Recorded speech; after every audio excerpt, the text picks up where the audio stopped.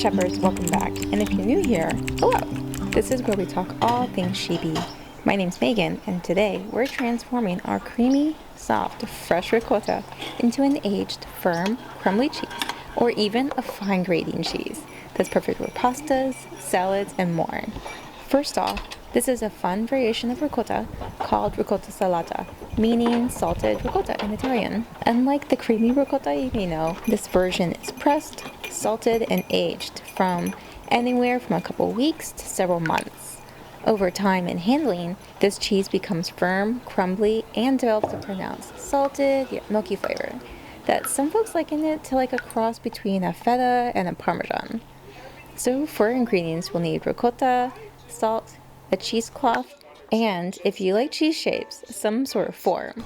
If you don't have one though, that's okay. We can still press our cheese in the cheesecloth with a plate and a jar. To get started, grab your ricotta. And you can do this with store-bought ricotta too. I went ahead and made this ricotta ahead of time. I have another more in-depth video that I'll link here. And so what we want to do is lightly salt and mix our salt into our ricotta. I'm using a few pinches of salt just because they're going to be small cheese pucks, similar to a hockey puck. This ricotta is on the drier end, and if you want to use a creamy ricotta, you can. Depending on how you press, your weights, it'll still press out a bunch of the way. If you want a more harder, grating type of cheese that's aged longer, I would drain more and press with weights just to compress and knit those curds together a little better. This is to prevent any harmful bacteria from taking up house in those mechanical holes. But overall, this is a lighter pressed cheese. With cheesecloths also, sometimes they tend to dry out on the edges more than in the middle of the cheese ball. So breaking it open like this helps mix in the salt, but also helps redistribute the moisture levels. Oh, and this salt not only helps with flavor, but also helps the cheese dry out further, expelling more whey and inhibiting that bacteria growth. Next, we want to pack our salted curds into our form. If you have some sort of pressing rig or setup, this will help a lot in making sure that not only do you get a safe press without like dishes falling, but also a consistent press, which will help our cheeses age longer. One of the simplest setups is a dish with a jar full of water on top. So let's go ahead and press our cheese. First for 1 hour, and if you have a weight system, let's go ahead and press at 5 pounds or 2 kilograms. But if all you have is a jar, that's okay. I have a couple going on here, and we're going to cut into them later so you can see the difference. And after about an hour, we're going to need to flip, salt, and press again. If you're using weights, the press weight is around 20 pounds or about 10 kilograms. Otherwise, let's use a mason jar or any clean, heavy weight that you can find. You can see even after just a light press how this cheese is already firmed up a lot, and the difference between these two cheeses.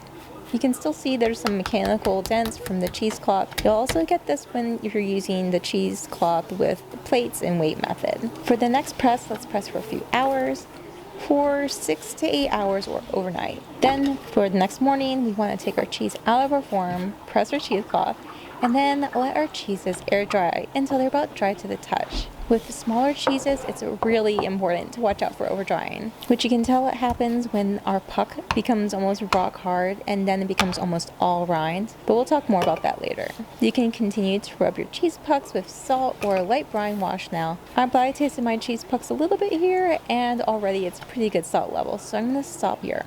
Oh yeah, so let's get back to it. So let's air dry our cheese for 2 to 3 days until it's dry to the touch. I generally do this in our kitchen fridge for this type of cheese, and to continue to age it, I like to wax it just because it makes it easier to manage workload-wise.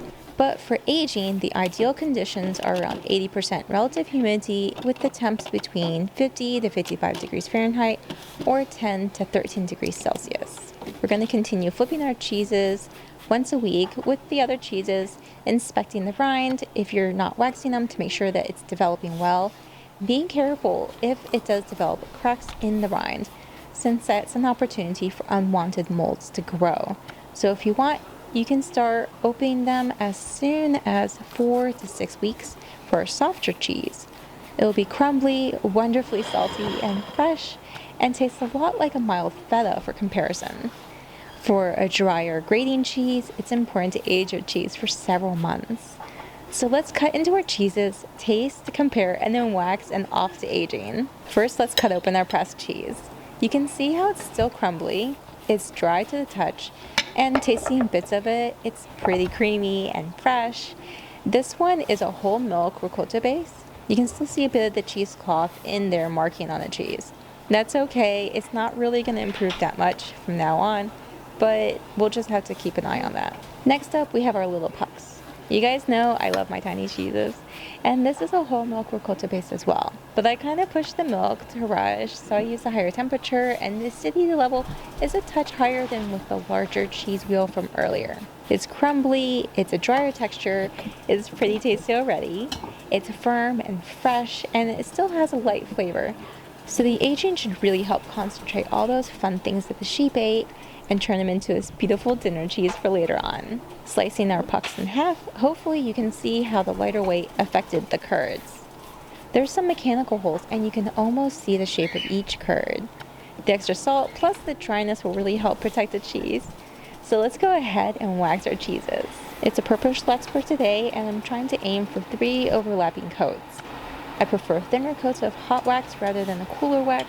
That makes it a thick coat. With these thinner coats of wax, especially with the smaller pucks, it really prevents moisture pockets from forming in all these nooks and crannies.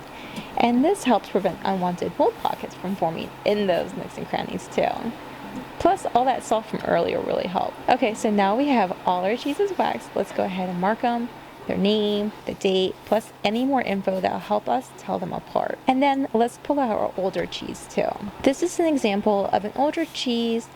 Right now it's about 1 year old, but generally the smaller cheeses age faster.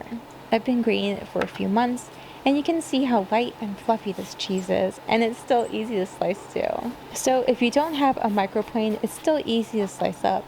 But I'm going to go ahead and grate some extra for dinner later, but flavor-wise, it has a nuanced, savory, umami type flavor.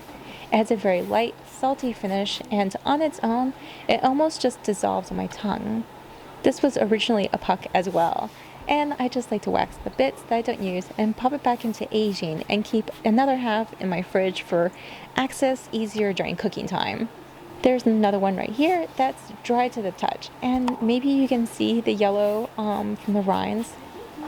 This one is a cooked whey-based ricotta from mozzarella making earlier this week. I put a bit of the mozzarella that I had missed after the stretch on the bottom of this cheese prior to forming, so that's why you can see such a stark difference in the color and texture. I'll probably cut it off later as it's not really adding anything, and this cheese still is too moist to wax, so I'm going to put it back in the fridge and let it air dry some more. And so I'm going to wrap up milking by Thanksgiving. And I'm trying to pump out everything I need for the next few months. Our freezer's still pretty full from our last harvest before this last frost, and so I don't plan on making much cheese during the dry months, but I'll put a video on that later on how to continue making cheese even when your sheep are dry. But let me know if you have any questions or anything. I think I pretty much covered it, but don't forget with aging, you can also do an oil or herb rind, and there's so much you can do with these little cheeses too. And so there we have it. If you've made it this far, an extra special thank you. I appreciate you. And if you enjoy diving into the sheepy side of the dairy world, hit that subscribe button and the bell where we explore a sheep-focused lifestyle every week. Thank you so much, and ta-tas.